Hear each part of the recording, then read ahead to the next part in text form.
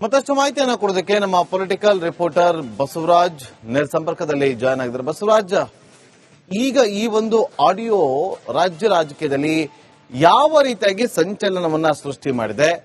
ಮುಂದಿನ ದಿನದಲ್ಲಿ ಇದು ಎಷ್ಟು ಜನರ ತಲೆದಂಡ ಆಗುವ ಸಾಧ್ಯತೆ ಇದೆ?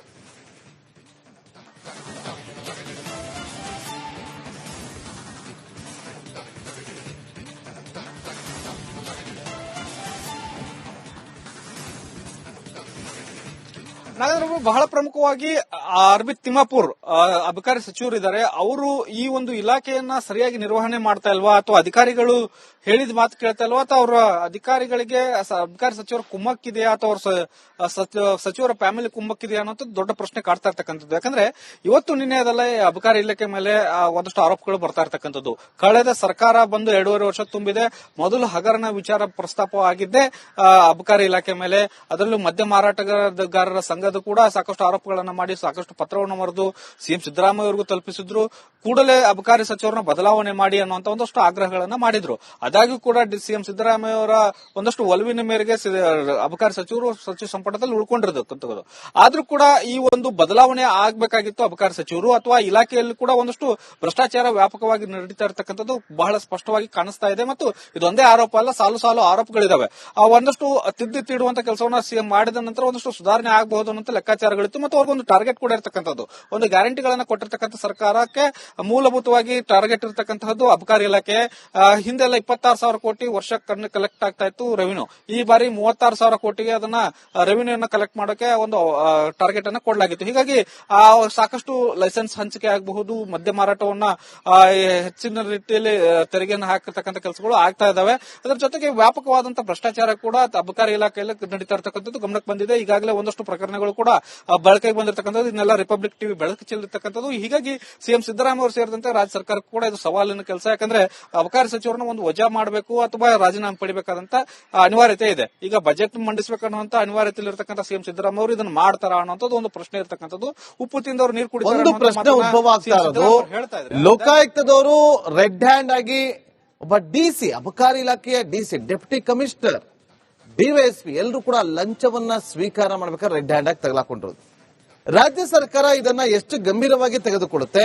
ತನಿಖೆಗೆ ಆದೇಶವನ್ನ ಕೊಡುತ್ತಾ, ಉನ್ನತ ಮಟ್ಟದ ತನಿಖೆಗೆ ಏನಾದ್ರೂ ಆದೇಶ ಕೊಡುವ ನಿರೀಕ್ಷೆ ಇಟ್ಕೋಬಹುದಾ? ಯಾಕೆಂತಂದ್ರೆ ಈ ಒಂದು ಆಡಿಯೋದಲ್ಲಿ ಯಾರು ತಗಲಾಕೊಂಡಿರುವಂತ ಅಧಿಕಾರಿನೇ ಹೇಳಿದಾನೆ ಮಿನಿಸ್ಟರ್ಗೆ 1.5 ಕೊಡಬೇಕು ಅಂತ ಹೇಳಿದ್ರು. ಕೋಟಿನ ಲಕ್ಷನ ಗೊತ್ತಿಲ್ಲ.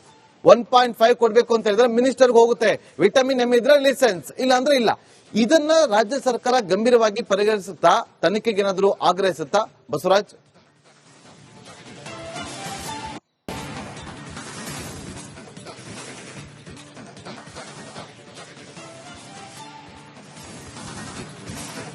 ಖಂಡಿತ ನಾಗೇಂದ್ರ ಬಾಬು, ರಾಜ್ಯ ಸರ್ಕಾರ ಗಂಭೀರವಾಗಿ ತೆಗೆದುಕೊಳ್ಳಲೇಬೇಕಾಗುತ್ತೆ. ಯಾಕಂದ್ರೆ ಚಿಕ್ಕ ಪುಟ್ಟ ಹಣ ಭ್ರಷ್ಟಾಚಾರ ಆಗಿದೆ ಅಂದ್ರೆ ಅಧಿಕಾರಿಗಳ ಹಂತದಲ್ಲೇ ಆಗಿದೆ ಅನ್ನಬಹುದು. ಆದ್ರೆ ಕೋಟ್ಯಾಂತರ ರೂಪಾಯಿ ಈ ತರದ ಭ್ರಷ್ಟಾಚಾರದ ಆರೋಪಗಳು ಅಥವಾ ರೆಡ್ ಹ್ಯಾಂಡ್ ಸಿಕ್ಕಿಬಿದ್ದಾಗ ಸಹಜವಾಗಿ ಮಿನಿಸ್ಟರ್ ಅಥವಾ ಅವರ ಸಂಬಂಧಿಕರು ಇದರಲ್ಲಿ ಭಾಗಿಯಾಗಿದ್ದಾರೆ ಅನ್ನುವಂಥದ್ದು ಸ್ಪಷ್ಟವಾಗಿ ಕಾಣಿಸುತ್ತೆ. ಹಾಗಾಗಿ ರಾಜ್ಯ ಸರ್ಕಾರ ಇದನ್ನ ಸಂಪೂರ್ಣವಾದಂತಹ ತನಿಖೆ ಮಾಡಿಸುವಂತದ್ದು ಮತ್ತು ಹೈಕಮಾಂಡ್ ಕೂಡ ಇದ್ರ ಬಗ್ಗೆ ಮಾಹಿತಿ ತೆಗೆದುಕೊಳ್ಳುವಂತ ಸಾಧ್ಯತೆಗಳಿದಾವೆ. ಯಾಕಂದ್ರೆ ದೊಡ್ಡ ದೊಡ್ಡ ಆರೋಪಗಳು ಬಂದಾಗ ವಿರೋಧ ಪಕ್ಷಗಳು ಕೂಡ ಟೀಕೆ ಮಾಡೋದು ದೊಡ್ಡ ಮಟ್ಟದಲ್ಲಿ ಸದ್ದಾಗುತ್ತೆ.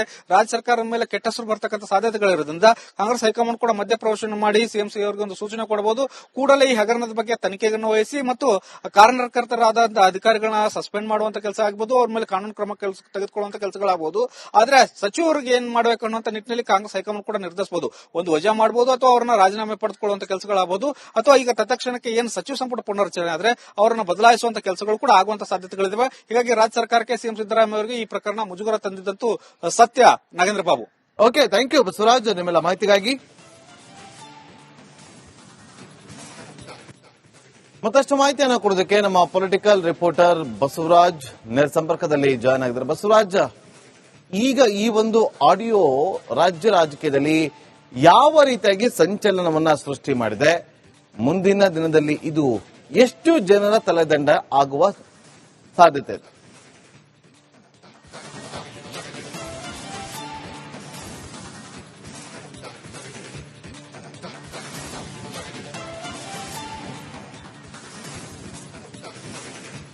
ನಾಗೇಂದ್ರ ಬಹಳ ಪ್ರಮುಖವಾಗಿ ಅರ್ಬಿತ್ ತಿಮ್ಮಾಪುರ್ ಅಬಕಾರಿ ಸಚಿವರಿದ್ದಾರೆ. ಅವರು ಈ ಒಂದು ಇಲಾಖೆಯನ್ನ ಸರಿಯಾಗಿ ನಿರ್ವಹಣೆ ಮಾಡ್ತಾ ಇಲ್ವಾ ಅಥವಾ ಅಧಿಕಾರಿಗಳು ಹೇಳಿದ ಮಾತು ಕೇಳ್ತಾ ಇಲ್ವಾ ಅಥವಾ ಅವರ ಅಧಿಕಾರಿಗಳಿಗೆ ಅಬಕಾರಿ ಸಚಿವರ ಕುಮ್ಮಕ್ಕಿದೆಯಾ ಅಥವಾ ಅವ್ರ ಸಚಿವರ ಫ್ಯಾಮಿಲಿ ಕುಮ್ಮಕ್ಕಿದೆಯಾ ಅನ್ನೋದು ದೊಡ್ಡ ಪ್ರಶ್ನೆ ಕಾಡ್ತಾ ಇರ್ತಕ್ಕಂಥದ್ದು. ಯಾಕಂದ್ರೆ ಇವತ್ತು ನಿನ್ನೆ ಅದಲ್ಲ ಅಬಕಾರಿ ಇಲಾಖೆ ಮೇಲೆ ಒಂದಷ್ಟು ಆರೋಪಗಳು ಬರ್ತಾ ಇರ್ತಕ್ಕಂಥದ್ದು. ಕಳೆದ ಸರ್ಕಾರ ಬಂದು 2.5 ವರ್ಷ ತುಂಬಿದೆ. ಮೊದಲು ಹಗರಣ ವಿಚಾರ ಪ್ರಸ್ತಾಪ ಆಗಿದ್ದೆ ಅಬಕಾರಿ ಇಲಾಖೆ ಮೇಲೆ. ಅದರಲ್ಲೂ ಮದ್ಯ ಮಾರಾಟಗಾರರ ಸಂಘದ ಕೂಡ ಸಾಕಷ್ಟು ಆರೋಪಗಳನ್ನ ಮಾಡಿ ಸಾಕಷ್ಟು ಪತ್ರವನ್ನು ಬರೆದು ಸಿಎಂ ಸಿದ್ದರಾಮಯ್ಯ ಅವರಿಗೂ ತಲುಪಿಸಿದ್ರು. ಕೂಡಲೇ ಅಬಕಾರಿ ಸಚಿವರನ್ನ ಬದಲಾವಣೆ ಮಾಡಿ ಅನ್ನುವಂತ ಒಂದಷ್ಟು ಆಗ್ರಹಗಳನ್ನ ಮಾಡಿದ್ರು. ಆದಾಗ್ಯೂ ಕೂಡ ಸಿಎಂ ಸಿದ್ದರಾಮಯ್ಯ ಅವರ ಒಂದಷ್ಟು ಒಲವಿನ ಮೇರೆಗೆ ಅಬಕಾರಿ ಸಚಿವರು ಸಚಿವ ಸಂಪುಟದಲ್ಲಿ ಉಳ್ಕೊಂಡಿರತಕ್ಕಂಥದ್ದು. ಆದ್ರೂ ಕೂಡ ಈ ಒಂದು ಬದಲಾವಣೆ ಆಗ್ಬೇಕಾಗಿತ್ತು ಅಬಕಾರಿ ಸಚಿವರು ಅಥವಾ ಇಲಾಖೆಯಲ್ಲಿ ಕೂಡ ಒಂದಷ್ಟು ಭ್ರಷ್ಟಾಚಾರ ವ್ಯಾಪಕವಾಗಿ ನಡೀತಾ ಇರತಕ್ಕಂಥದ್ದು ಬಹಳ ಸ್ಪಷ್ಟವಾಗಿ ಕಾಣಿಸ್ತಾ ಇದೆ. ಮತ್ತು ಇದೊಂದೇ ಆರೋಪ ಅಲ್ಲ, ಸಾಲು ಸಾಲು ಆರೋಪಗಳಿದಾವೆ. ಒಂದಷ್ಟು ತಿದ್ದುತ್ತಿಡುವಂತ ಕೆಲಸವನ್ನ ಸಿಎಂ ಮಾಡಿದ ನಂತರ ಒಂದಷ್ಟು ಸುಧಾರಣೆ ಆಗಬಹುದು ಅನ್ನೋ ಲೆಕ್ಕಾಚಾರಗಳಿತ್ತು ಮತ್ತು ಅವ್ರಿಗೊಂದು ಟಾರ್ಗೆಟ್ ಕೂಡ ಇರತಕ್ಕಂಥದ್ದು. ಒಂದು ಗ್ಯಾರಂಟಿಗಳನ್ನ ಕೊಟ್ಟಿರ್ತಕ್ಕಂಥ ಸರ್ಕಾರಕ್ಕೆ ಮೂಲಭೂತವಾಗಿ ಟಾರ್ಗೆಟ್ ಇರತಕ್ಕಂತಹದ್ದು ಅಬಕಾರಿ ಇಲಾಖೆ. ಹಿಂದೆಲ್ಲ 26,000 ಕೋಟಿ ವರ್ಷ ಕಲೆಕ್ಟ್ ಆಗ್ತಾ ಇತ್ತು ರೆವಿನ್ಯೂ. ಈ ಬಾರಿ 36,000 ಕೋಟಿಗೆ ಅದನ್ನ ರೆವಿನ್ಯೂ ಅನ್ನ ಕಲೆಕ್ಟ್ ಮಾಡೋಕೆ ಒಂದು ಟಾರ್ಗೆಟ್ ಅನ್ನ ಕೊಡಲಾಗಿತ್ತು. ಹೀಗಾಗಿ ಸಾಕಷ್ಟು ಲೈಸೆನ್ಸ್ ಹಂಚಿಕೆ ಆಗಬಹುದು, ಮದ್ಯ ಮಾರಾಟವನ್ನ ಹೆಚ್ಚಿನ ರೀತಿಯಲ್ಲಿ ತೆರಿಗೆಯನ್ನು ಹಾಕಿರ್ತಕ್ಕಂಥ ಕೆಲಸಗಳು ಆಗ್ತಾ ಇದಾವೆ. ಅದರ ಜೊತೆಗೆ ವ್ಯಾಪಕವಾದಂತಹ ಭ್ರಷ್ಟಾಚಾರ ಕೂಡ ಅಬಕಾರಿ ಇಲಾಖೆಯಲ್ಲಿ ನಡೀತಾ ಇರತಕ್ಕಂಥದ್ದು ಗಮನಕ್ಕೆ ಬಂದಿದೆ. ಈಗಾಗಲೇ ಒಂದಷ್ಟು ಪ್ರಕರಣಗಳು ಕೂಡ ಬಳಕೆಗೆ ಬಂದಿರತಕ್ಕಂಥದ್ದು. ಇದನ್ನೆಲ್ಲ ರಿಪಬ್ಲಿಕ್ ಟಿವಿ ಬೆಳಕು ಚೆಲ್ಲಿರ್ತಕ್ಕಂಥದ್ದು. ಹೀಗಾಗಿ ಸಿಎಂ ಸಿದ್ದರಾಮಯ್ಯ ಅವರು ಸೇರಿದಂತೆ ರಾಜ್ಯ ಸರ್ಕಾರಕ್ಕೂ ಕೂಡ ಇದು ಸವಾಲಿನ ಕೆಲಸ. ಯಾಕಂದ್ರೆ ಅಬಕಾರಿ ಸಚಿವರನ್ನ ಒಂದು ವಜಾ ಮಾಡಬೇಕು ಅಥವಾ ರಾಜೀನಾಮೆ ಪಡಿಬೇಕಾದಂತ ಅನಿವಾರ್ಯತೆ ಇದೆ. ಈಗ ಬಜೆಟ್ ಮಂಡಿಸಬೇಕನ್ನುವಂತ ಅನಿವಾರ್ಯತೆಯಲ್ಲಿರ್ತಕ್ಕಂಥ ಸಿಎಂ ಸಿದ್ದರಾಮಯ್ಯ ಅವರು ಇದನ್ನು ಮಾಡ್ತಾರಾ ಅನ್ನೋದು ಒಂದು ಪ್ರಶ್ನೆ ಇರ್ತಕ್ಕಂಥದ್ದು. ಉಪ್ಪು ತಿಂದವರು ನೀರು ಕುಡಿತಾರೆ. ಒಂದು ಪ್ರಶ್ನೆ ಉದ್ಭವ ಆಗ್ತಾ ಇರೋದು, ಲೋಕಾಯುಕ್ತದವರು ರೆಡ್ ಹ್ಯಾಂಡ್ ಆಗಿ ಒಬ್ಬ ಡಿಸಿ, ಅಬಕಾರಿ ಇಲಾಖೆಯ ಡಿಸಿ, ಡೆಪ್ಟಿ ಕಮಿಷನರ್, ಡಿವೈಎಸ್ಪಿ ಎಲ್ಲರೂ ಕೂಡ ಲಂಚವನ್ನ ಸ್ವೀಕಾರ ಮಾಡಬೇಕಾದ್ರೆ ರೆಡ್ ಹ್ಯಾಂಡ್ ಆಗಿ ತಗಲಾಕೊಂಡಿರೋದು. ರಾಜ್ಯ ಸರ್ಕಾರ ಇದನ್ನ ಎಷ್ಟು ಗಂಭೀರವಾಗಿ ತೆಗೆದುಕೊಳ್ಳುತ್ತೆ? ತನಿಖೆಗೆ ಆದೇಶವನ್ನ ಕೊಡುತ್ತಾ? ಉನ್ನತ ಮಟ್ಟದ ತನಿಖೆಗೆ ಏನಾದರೂ ಆದೇಶ ಕೊಡುವ ನಿರೀಕ್ಷೆ ಇಟ್ಕೋಬಹುದಾ? ಯಾಕೆಂತಂದ್ರೆ ಈ ಒಂದು ಆಡಿಯೋದಲ್ಲಿ ಯಾರು ತಗಲಾಕೊಂಡಿರುವಂತ ಅಧಿಕಾರಿನೇ ಹೇಳಿದಾನೆ ಮಿನಿಸ್ಟರ್ಗೆ 1.5 ಕೊಡಬೇಕು ಅಂತ ಹೇಳಿದ್ರು. ಕೋಟಿನ ಲಕ್ಷನ ಗೊತ್ತಿಲ್ಲ. 1.5 ಕೊಡಬೇಕು ಅಂತ ಹೇಳಿದ್ರೆ ಮಿನಿಸ್ಟರ್ಗೆ ಹೋಗುತ್ತೆ. ವಿಟಮಿನ್ ಎಂ ಇದ್ರೆ ಲೈಸೆನ್ಸ್, ಇಲ್ಲ ಅಂದ್ರೆ ಇಲ್ಲ. ಇದನ್ನ ರಾಜ್ಯ ಸರ್ಕಾರ ಗಂಭೀರವಾಗಿ ಪರಿಗಣಿಸುತ್ತಾ? ತನಿಖೆಗೆ ಏನಾದರೂ ಆಗ್ರಹಿಸುತ್ತಾ? ಬಸವರಾಜ್,